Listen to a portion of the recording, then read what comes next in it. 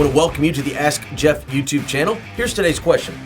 After the curtain was torn in two, what happened to it? How did the high priest do the act of atonement without the curtain being in place? Well, if you turn in your Bibles to Matthew chapter 27, there's this famous passage that after Jesus gives up the ghost or he breathes his last breath, that the curtain is torn in two. The Bible makes it very clear. Two things. Number one, it was torn from the top to the bottom, which would have been almost nearly impossible for humanity to duplicate. And also it says that after it tore, there was an earthquake. The earthquake did not happen before the curtain happened before the earthquake. So the question is, what happened to the curtain and how did they do the proper sacrifices, particularly what is referenced as the Day of Atonement?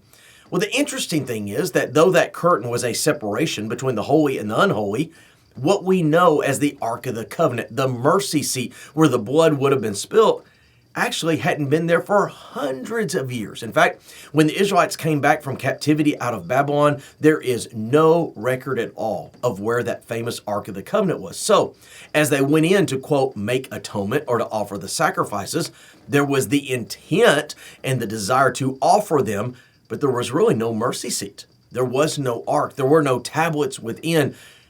Actually, they were just putting the blood in the ground. And so the question is, what did they do? Well, that being said, they probably continued to do so until the temple was destroyed in approximately 70 AD by General Titus under Nero's reign.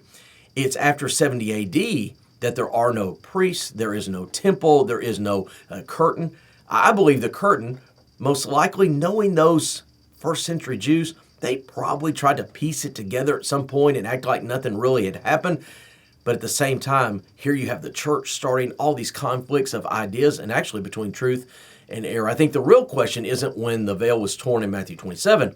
It's when the temple was destroyed in 70 AD. And to this day, the Jewish people not only don't have the Ark of the Covenant and the mercy seat, they don't even have the temple or the veil or the priest. Great question. If you have one, send it to AskJeff.net. Maybe your question will be tomorrow. Thanks for being a part of today's daily question. Now, we answer a question each and every day. Please feel free to submit a new question at AskJeff.net. We may not have gotten to yours today, but we eventually will continue to be a part of this. Subscribe so you don't miss out on a question every day.